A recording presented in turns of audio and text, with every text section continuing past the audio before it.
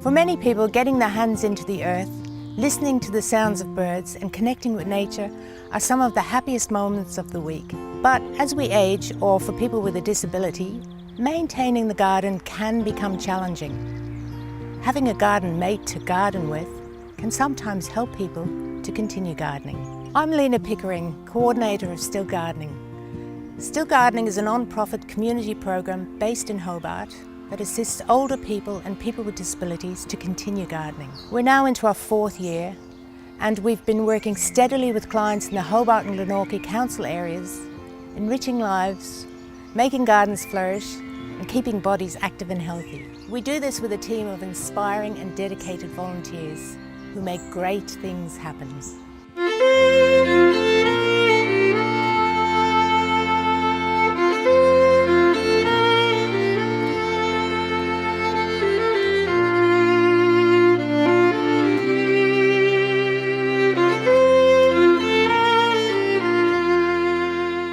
The Still Gardening program matches older gardeners and gardeners with a disability with garden mates.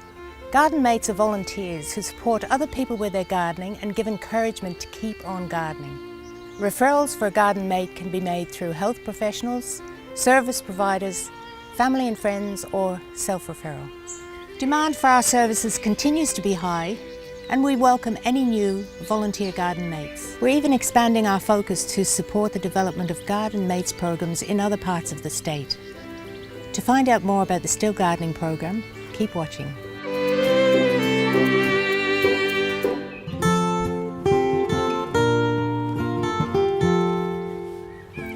Still Gardening recognises that good health and well-being are essential to independent living, and we view the garden as a health resource that can provide physical activity and mental and emotional stimulation as well. Let's hear from some of our clients about how their gardens provide comfort, joy and happiness in their lives. At 82, I find it a very therapeutic way of going about a day when I might feel a little bit down and wondering what to do. Half an hour in the garden, I'm limited in what I can do, but what I do, I just find it uplifts me for the day, and I can then go and do other things. You know, it keeps your muscles going with all your bending and with all the digging. Some days you get up and you feel a bit down or whatever, and if you've been out in the garden for a couple of hours, it's amazing how you feel healed. When I came home from hospital, I was not well, and I was horrified at the amount of weeds that had grown in my garden. So I waited for the sun to shine, and then I went out and spent a couple of hours in the sun.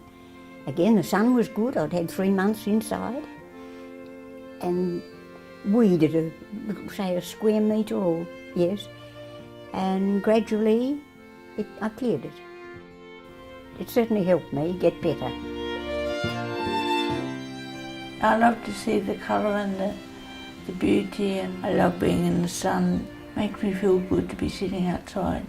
The fact that I now have a veggie garden, it just gives me huge feeling of success, and I love being able to give friends, you know, produce from my garden. If I didn't have a garden, I think it just wouldn't be complete.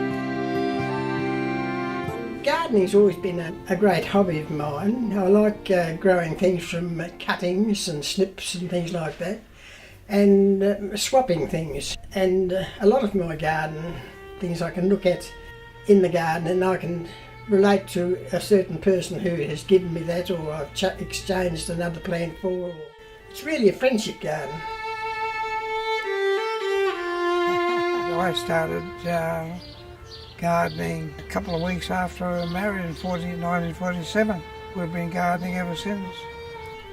May had a major bowel cancer operation, and then many years later it flared up again. And she was taken to Calvary Hospital. When I went in, she was wrapped in foil, and the sister said, "You better hurry up and see her because you might never see her again." And I remember coming away from there, you know, Naturally, I was terribly upset. I went to Stoneman's on my way home and I bought these 3 roses. Every time I look at those roses there, I remember the life that we have together, was almost at an end, and yet the vitality of the life is still there. May's still got years of life ahead of her.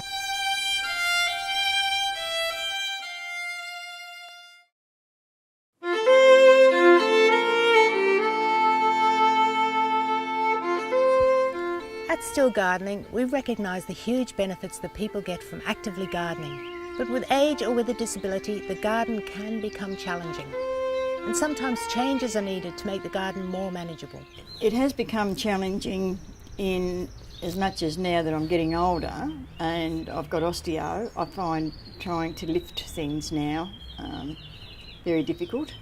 Well, see, I've got a bad back and bending down, really hurts me. But sometimes I can do 15 minutes, then I lay down, I do another 15 minutes and lay down. I could probably be honest and say I'm pretty hopeless with the garden. In 1986, I had my brain hemorrhage, and that really clipped my wings. I'm very frustrated that I can't get right into the garden and do the weeding. And I see weeds and I know they're way out of my reach. I've got 2 friends who went in a nursing home because they couldn't cope with their garden. Now one of them, only last Wednesday, told me she's bored to tears. Why go into a nursing home just because your garden's untidy? And that's what a lot of them are thinking. I've got one friend and she can't do it, and she says, but I think I might as well book into a nursing home. I said, rubbish. Get someone to help you do your garden and you can stop in. And you're doing yourself and the government a good deed. That's where my difficulty is, when I can't bend a knee. I have osteoporosis badly, and that affects all the joints in my body, so I can't get down to weed, I can't get up on things, climb up on things to prune. So having garden help is a great thing for me. Sometimes we can make gardening easier by making changes to the way we work in the garden. And sometimes we can make gardening easier by accessing an appropriate tool or piece of equipment, or by making physical changes in the garden. And sometimes making gardening easier is about getting physical and emotional support. And sometimes it's all of these things that will help make gardening easier and more enjoyable again. In the Hobart and Glenorchy council areas, Still Gardening has a limited garden conversions program. The aim is to overcome obstacles to gardening, and referrals for the garden conversions are made through our garden mates. In the beginning we had bark up there, and then after my husband died I thought, well, it's just so hard to keep trying to put bark on it because the bark's inclined to blow away all the time. And then with the garden mate people, they came out and they put the pebbles on up that side, and we did away with the bark. That cuts out a lot of work. Garden conversions are not garden makeovers. The aim is to assist the person to continue gardening. Clients for garden conversions are asked to contribute 30% to the cost of materials. Still Gardening also has a tools library where people can borrow tools, try them out before they go out and buy them themselves. At Still Gardening, we realise that our bodies can't always keep up with our enthusiasm for gardening, but with a bit of help, you can much more easily keep on gardening.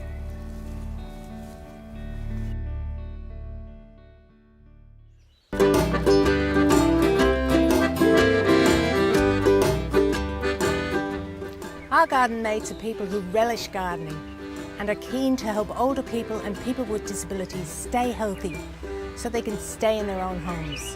Our garden mates do this by working with clients in their gardens and helping to identify ways to make the garden more low maintenance. Well, it was quite depressing actually, because the garden had really got out of hand. The more it got out of hand, the more depressed I was about it. If your place looks untidy, there are these undesirable people sort of think, oh, I can easily break into that place. May's had all these falls. I think it's 9 or 10 falls over the last 3 years, and some of them have been with very bad fractures. And all that pressure of the extra burden that May had doing was now thrown onto me. And so thinking, was the garden going to go to one side or not? The gardening program came at a time that I just needed it. Garden Mates is a program that is there for volunteers to help elderly and disabled people stay in their homes, work with their gardens and work with them. When I first started in the program, one of the things that we were told were that the people who are putting their names on this list are struggling. They're struggling. And I guess they just know that at the end of the day, if they cannot manage it or get people to help them manage it, there's no way that they can keep it up. And they would have to sell and move into a smaller property. Hello. Hello, Pauline. How are you, Noel? She's a lovely person, she's a great worker, and then you work together and you think you've got to have everything ready before she comes, and because you like to have it all presented. So the gardening program sharpens you mind, sharpens your spirit, and it's good, refreshing to work together. Garden mates and clients benefit from fresh air, physical activity, having a chat, sharing interesting information and doing what they love doing, gardening. Garden mates can commit just a few hours a week, a few hours a month or just the occasional visit, and can choose to be matched with one client or more than one client. It has changed my life because I now realise that there is help to help me in the garden. We don't work for them, we work with them and we assist them in the garden, getting them out into the fresh air, into the sunlight, keeping their interest in the garden going. And I also find that after a couple of visits, they're no longer clients, they turn out to be friends. The point of the Garden Mate program is, and what makes it so powerful, the client is in charge. You're with the person and you work to their pace and to their way they do the garden. The proof is in the pudding, so to say. It's look at the garden, look at her. My payoff is to see a person who nearly gave up on gardening reignited her love for the gardening. She plots around at her speed and in her wishes, and she can cope with it, and that's really the payoff, and that's lovely to see. The change in her has been fantastic. I can enjoy my garden now, whereas before it was getting a burden for me, and I wasn't really enjoying it that much. But that's all changed now that I've got somebody who can do the job that I'm unable to do. It's up that tree. Oh, sorry, I shouldn't have. I've been with the Still Gardening program for about 4 years now. I've had the one garden mate and we've got on very well in that time. I'd say to anyone needing help, contact Still Gardening and be part of the Garden Mate program because it will help you, stimulate you mentally and help you physically. It just gives you that little bit of edge to keep on going where you might give up. Company, friendship, sharing our passion for gardening, that's what our Garden Mates program is all about. It's not just about getting our hands dirty in the garden, it's a total well-being package, giving us confidence to get out there and keep on gardening. Applicants for Still Gardening can self-refer by contacting Still Gardening, or applicants can be referred by service providers, health professionals, family and friends with the applicant's permission.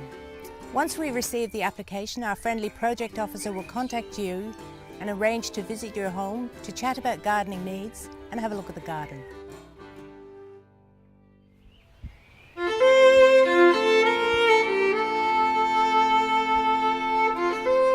Volunteers keep fit and healthy, getting out into the garden, and find that they enjoy giving back to community and in the process, learning something themselves. Contact is flexible and we match geography, interests and personality types.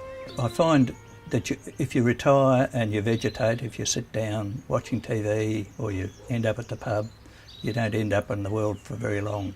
And I think you've got to keep active, and I think gardening gives you that activity, and at least with the garden mates you're out, fresh air, meeting people, talking over various things, learning. All the benefits your client gets, you get too, and plus some. You're doing something useful, you have a social interaction, you do what you like to do. I like the garden. I say always volunteers are actually selfish because you get more out of it than you put in. And just bringing joy, you know, it gives you pleasure to give another person pleasure. We've got roots there. Being able to help them, and for myself feel needed. I need that too. I think it's wonderful. It's a time in my life where I've got the time to do that. The relationships formed between clients and volunteer garden mates helps breathe fresh air into many lives. And with such a high demand for our service, Still Gardening always welcomes new volunteer garden mates. Our Garden Mates program enriches lives through friendship and understanding, whilst empowering people to keep doing what they love doing, getting their hands dirty and getting outdoors. If you'd like to continue to actively garden with the help of Garden Mate, you must be eligible for home and community care services, be interested in and able to garden with the help of a Garden Mate, and be willing to look at ways of making your garden more low maintenance. Please note that regional Garden Mate hubs might have slightly different criteria, depending on who funds them. And Still Gardening always welcomes new volunteer garden mates. For further information, contact Still Gardening. Phone 62369349 or email stillgardening@hobartcity.com.au. Our website is www.stillgardening.com.au and we're located at Lower Level, 50 and Better Centre, 108 Bathurst Street, Hobart. Still Gardening is an initiative of the Healthy Ageing Network South, supported by the Hobart City Council and funded by Home and Community Care, which is currently a joint Commonwealth and state program. So now, you can see how our Garden Mates program really does keep people still gardening.